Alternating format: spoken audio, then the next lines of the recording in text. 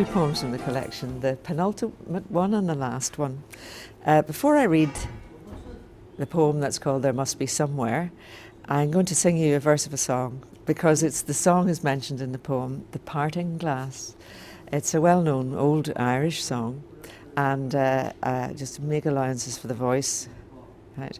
As there would be if there was a performance in Ireland, they celebrate the actual, just that you did it, not that how good you were. So, oh, all the money ere I spent it in good company, and all the harm that e'er I did, alas, it was to none but me. And since it falls unto my lot that I should rise and you should not, I'll softly rise and gently call, good night and joy be with you all. Beautiful. No, it is a beautiful song, but anyway. So this poem is called There Must Be Somewhere. There must be somewhere that is safe from violation.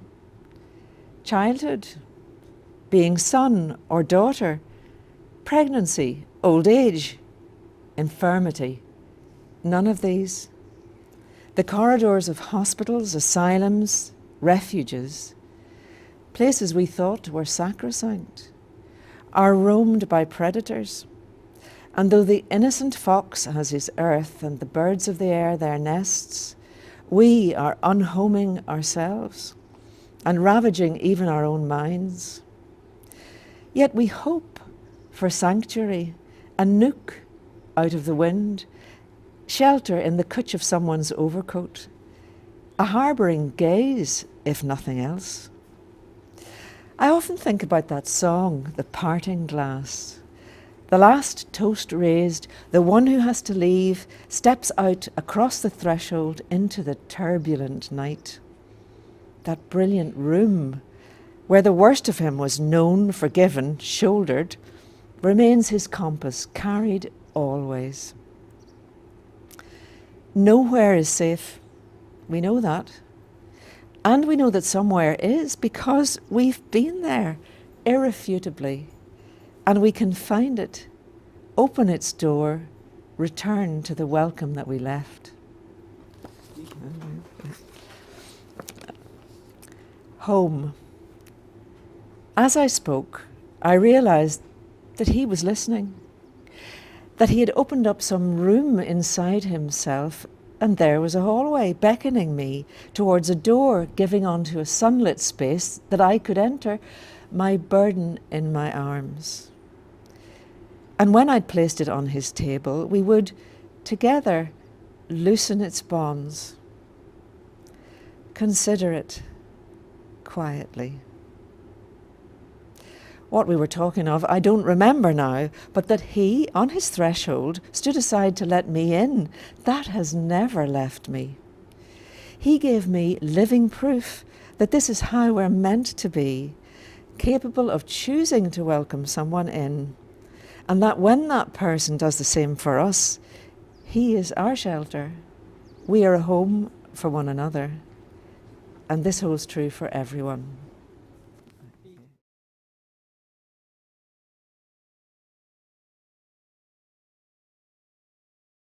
So the first question is, I want to start with asking you about the concept of sanctuary in your latest collaborative collection from Seren Books, Sanctuary, There Must Be Somewhere. And there is, of course, a need for it today than at any other time in history. I don't think there's more need for sanctuary today than in any other time in history, because I suspect that if one lived in any other period, there would be pressing reasons to need sanctuary or to understand why it matters. But I think today we are aware that there are really global reasons to need sanctuary, and perhaps that's the difference. Because we cannot be unaware of the great migratory problems caused by war and famine and other reasons, and the degradation of the environment, which is the world is our sanctuary, and I don't need to list the other reasons, I think. So in deciding to do a collection of poetry on sanctuary, which seemed to me a topic that would lend itself really well to exploration in depth, I felt that I wanted to go a step further and embody the concept of sanctuary in the collection itself by inviting other poets to write a poem each with me, because that means opening up. And to have a sanctuary, you have to have an opening. So I decided to look for 2 poets in Wales and 2 in Northern Ireland, because I'm living in both those places, and that each poet would have an expertise in some aspect of sanctuary. It didn't have to be migration. So I eventually had 2 poets who live in Northern Ireland now. One is from Hungary, and who exited the country when it was still under communist rule, and the other is an Italian economic migrant, and a Welsh person who is an expert on the shrines of and holy places of the British Isles, and who's done wonderful photographic books on that subject. And the 4th person is from Iran.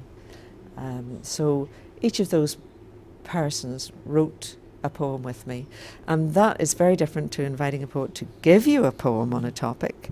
The poet has to open up and allow you to wander around inside their drafts and comment on things that are very sacred and special to them. But I'm very glad to say it was a really wonderful experience, because it meant that we had to open it up to each other mutually and receive and give in the creation of a poem. And then there's a 5th poem in the book by Glenn Wilson, who was the winner of the Seamus Heaney Award for New Writing, and I asked him to be my mentor because I hadn't attempted a collection before, and he gave me a poem on an aspect of sanctuary, and that's in the book too.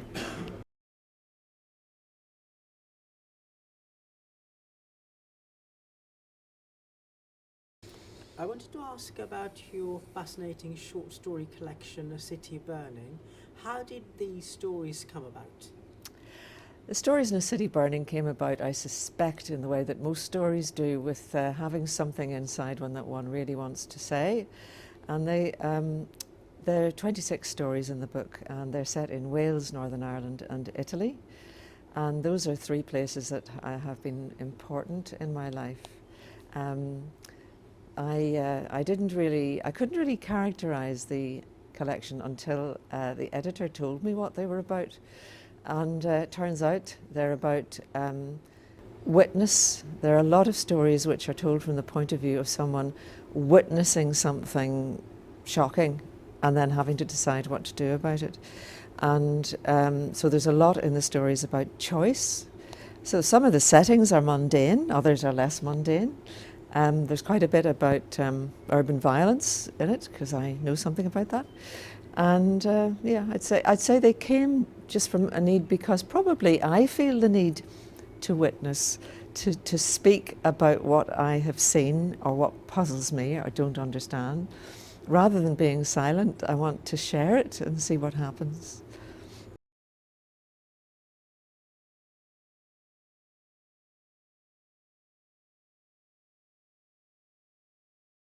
Your producer credit includes the Bafta Cymru award-winning documentary, The Story of Wales.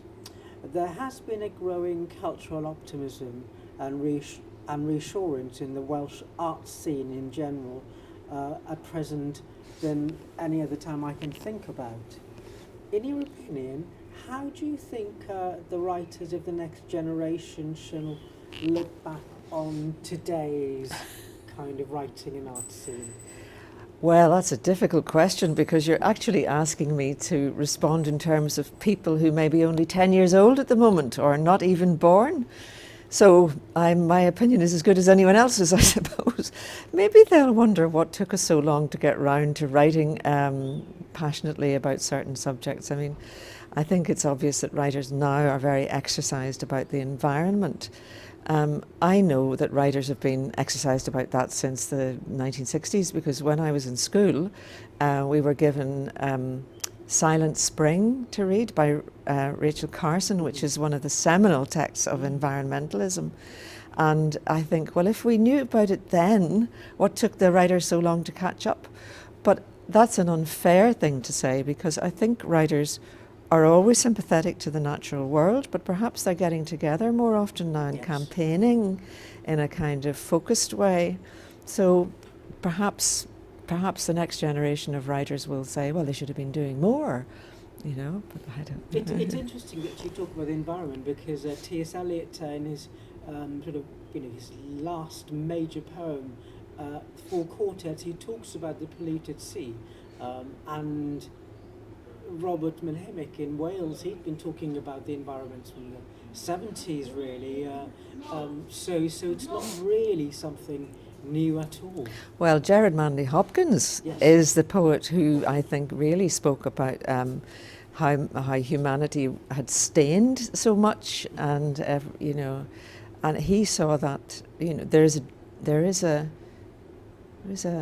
something freshness deep down things. He was always looking for that underneath the despoilment that he wrote about, and that's a long time ago. So Yes. I think the Gerard Manley Hopkins phrase is, there is the dearest freshness deep down things.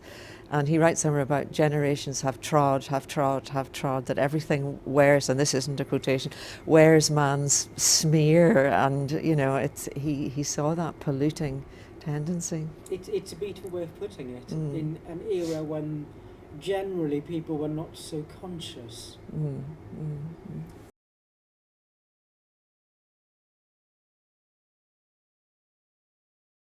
When and how did writing start for you? Writing started for me very early. I had my first poem published when I was 7.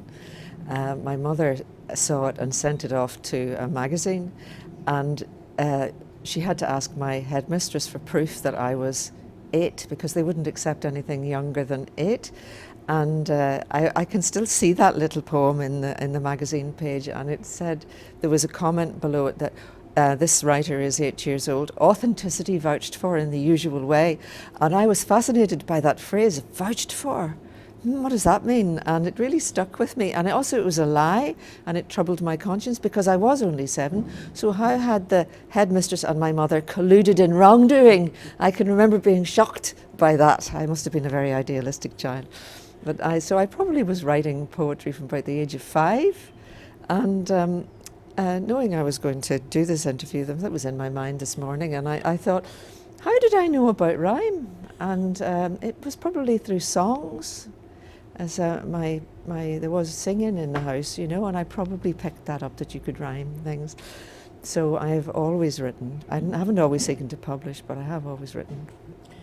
And of course you've kind of combined many aspects of sort of the art scene within your career, having been at the sort of filmmaking end, and then I think it's from 2018 that I read that you sort of formally started to think about kind of working towards a writing project. Mm. So how do you how is it that which part of you comes to the fore when you think of a project? Is it sort of as a short story writer, as a poet, or as a filmmaker, or because you're an academic as well, so it's the many hats that you wear. Well, I wasn't formally an academic. I taught in the School of Journalism at Cardiff University, but as a professional tutor, documentary making, so it was quasi-academic, but anyway.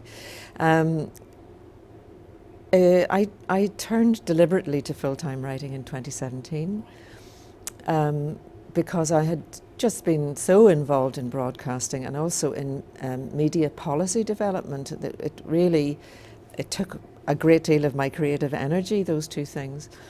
And I had written film scripts, feature film scripts, which is a kind of writing, of course, and occasionally written poetry and the occasional short story, but I never had the time, basically, to focus on writing. I don't know that I can analyse myself, my own approach. I can say what other people have told me about it, which is that for this short story collection, for instance, it seems to be general agreement that it's very, quote, filmic.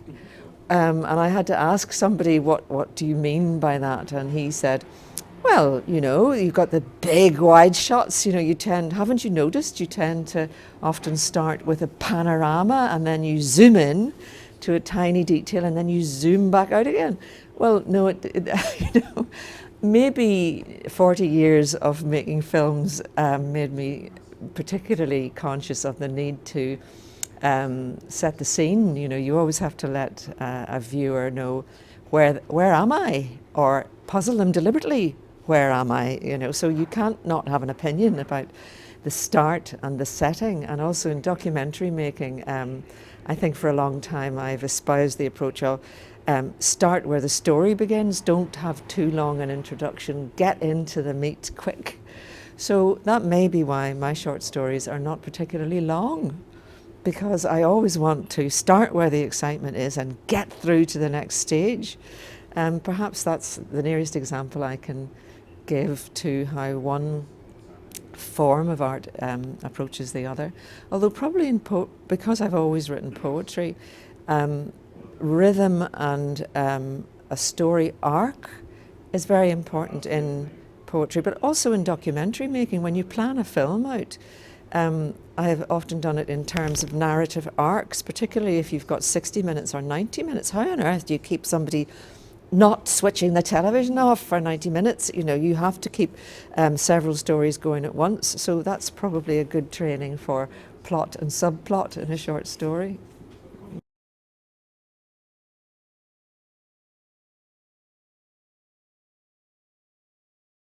What are the exciting projects you are working on at present?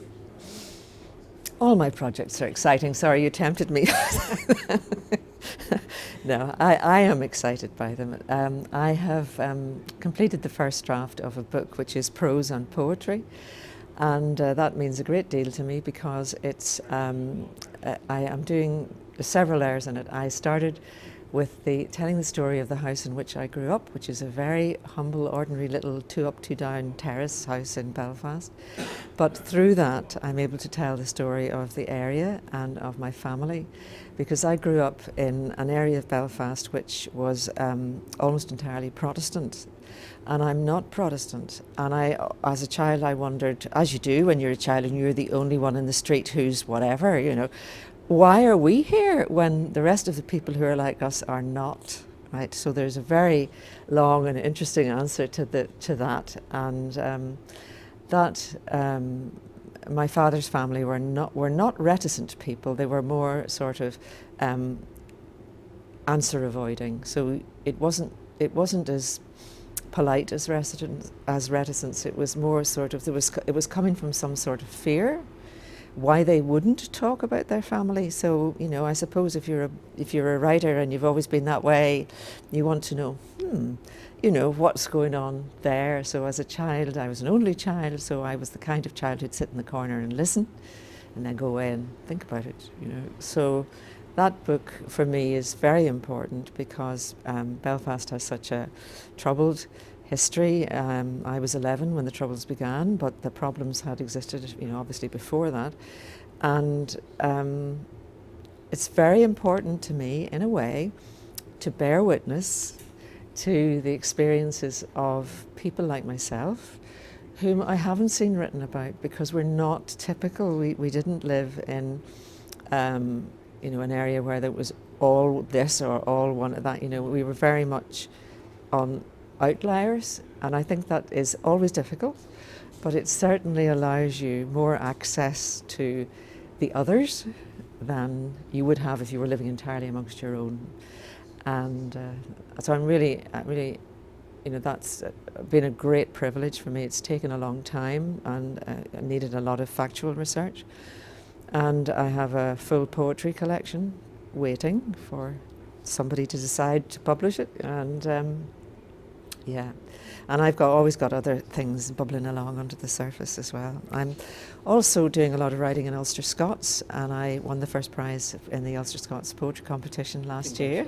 Thank you. It was the first of its kind, and it meant a great deal to me to win that because my paternal grandparents were both Ulster Scots, and the Ulster Scots speech and written culture is in a period now where if it's not recovered now, it may vanish. Right. So it's a very exciting period to be working in, because one feels that everything that can be done to encourage it is important, and everything that can be written well in it is important. So it's been really stimulating to work with other people writing in Ulster Scots, and I am very keen to see it take its place amongst its peers in contemporary writing, because it's very difficult to find. You can find Irish language writing, English, but you have to really go looking for Ulster Scots, and I think that's an invitation to Ulster Scots writers to step into the arena, be judged, see how good the work is, and improve it if it isn't. Who are the sort of writers that we could kind of read to get to know more about the Ulster Scots sort of I don't know whether to call it a genre or it's not. It wouldn't be a genre. I suppose it would be just it's writing of a certain. It's writing in Ulster Scots. Yes. It's interesting to me. If you have an Irish passport from the Republic of Ireland, one pair of pages has got lovely illustration on it and quotation from an Ulster Scots poet, James Orr. And I wrote to the Irish Foreign Ministry to ask them why they had included this in the passport, because you don't put pages in a passport without thinking about it. And I wasn't surprised at the answer, but I think it was few people had ever asked them. And the answer is that they wanted to recognise that Ulster Scots culture is part of the culture of the island of Ireland. Wow. And that's quite right. So I suppose what I and other writers are doing is helping Ulster Scots who want to write, people who can write in Ulster Scots, and you don't have to be Ulster Scots to do that, of course, anybody could do it, that they take their rightful place in the literature of the island. So to who could you read? I can give you names. It's more difficult to give you published outlets. Angeline King has written 5 novels, 4 of which have been published, and a lot of those are in Ulster Scots. Al Miller, Millar, is a journalist, and he's written, he won a prestigious prize this year, the first time that anybody from Northern Ireland had won it for Scots writing, although there are distinctions between Scots and Ulster Scots. Steve Dornan published a book 2 years ago called The Jawbanes, and that's a very interesting, genre-busting, very modern take on very venerable Scots language tropes of poetry, but very up to the minute. And Philip Robinson has published 5 novels in Ulster Scots. So, but you know, that's the thing. You'd have because they're not published in mainstream journals, but they can't be because there aren't the editors of the journals to, right? So something that's very important to me is that we're just at the point, I think, of being able to offer a journal a package of a very well qualified editor who could then judge the calibre of what might be called for, and that's very simple. Yes. But unless you organise yourselves and do it, it's not going to happen. Yes. Well, there wouldn't be much funding needed for that. It's just a one-person job, and so there we are.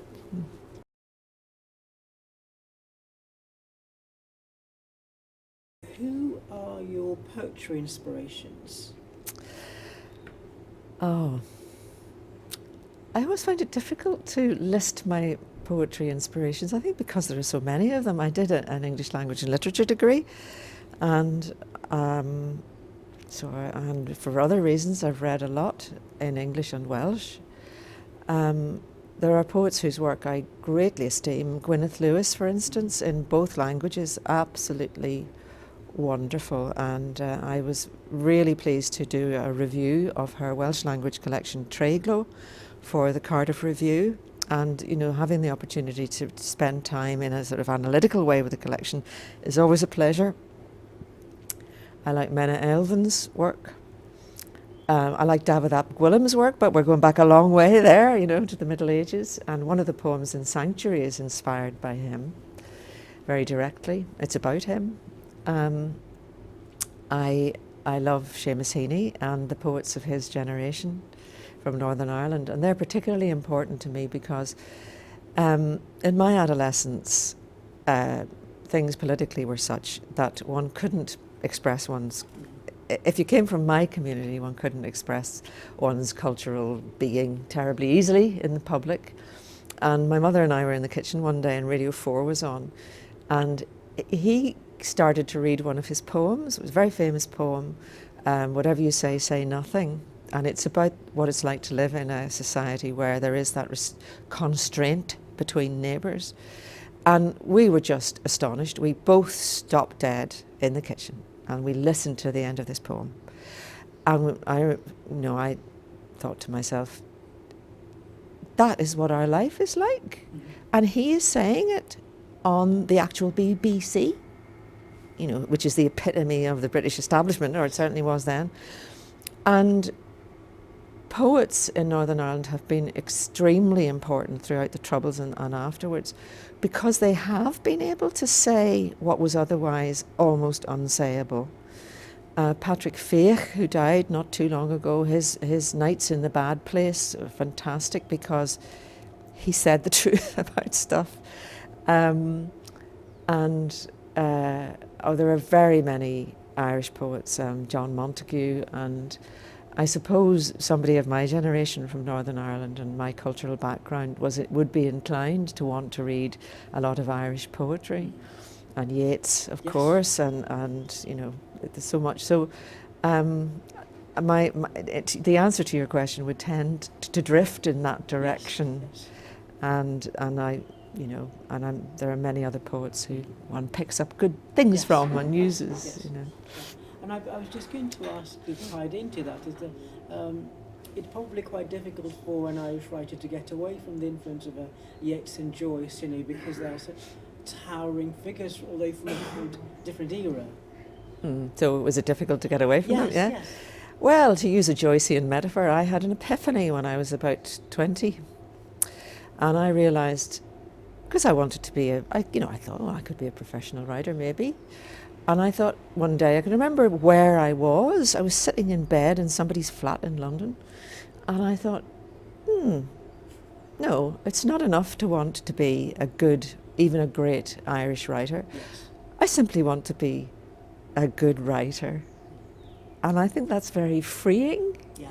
So one can take everything that one chooses to take from one's own tradition and just from everybody else's at the same time. And I think that's part of the wonderful potential generosity of any art, that it's there for the taking. I don't mean, I respect copyright, but I mean in terms of inspiration, we are all brothers and sisters.